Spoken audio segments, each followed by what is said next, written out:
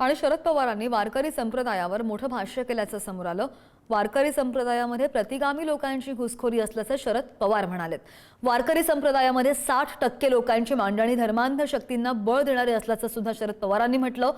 41 लोक असे दिसतात की ते वारकरी संप्रदायामध्ये कीर्तन प्रवचन यामधून पुरोगामी भूमिका मांडतात, असा उल्लेख शरद पवारांकडून महिला शासकीय अधिकाऱ्यांच्या अखिल भारतीय साहित्य संमेलनानिमित्त प्रकाशित स्मरणिकेत करण्यात आला। वारकरी संप्रदायामध्ये दरवेळेला तुम्ही जर पाहत असाल तर अनेक जाती धर्माचे लोक असतात।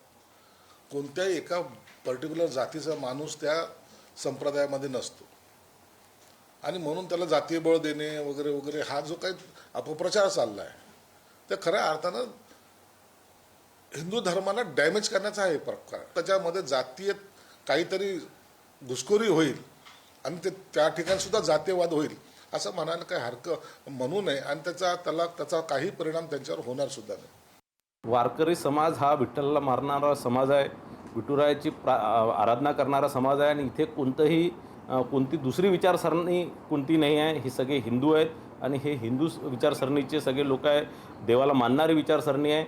आणि मला असं वाटतं पवार साहेबांचा फार प्रयत्न होता की उजव्या बाजूला येण्याचा, पण तिथे कुठेतरी त्यांना घुसखोरी करता आली नाही किंवा तिथे कुठेतरी त्यांना एंट्री भेटली नाही, म्हणून ते आता कुठेतरी डाव्या बाजूला आणि डाव्या विचारसरणीचे जे अजेंडा आहे ते कुठेतरी मीडियापुढे बोलतात आहे।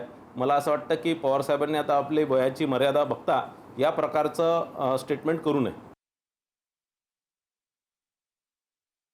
हिंदू धर्माचा आणि वारकरी संप्रदायाचा कायम द्वेष करणाऱ्या मौलाना शरद पवारांना आता वारकरी संप्रदाय धर्मांध वाटू लागलाय। मी आयुष्यभर वारकरी संप्रदाय हिंदू धर्मापासून तोडण्यासाठी खूप कारस्थानं केले आणि आता 40-50 लोकांची टोळी त्याच्यासाठी तयार केली आहे।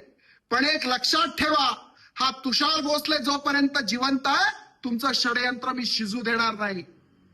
शरद पवार साहेब हे ज्येष्ठ नेते आहेत, त्यांना चिकित्सा करण्याचा पूर्ण अधिकार आहे।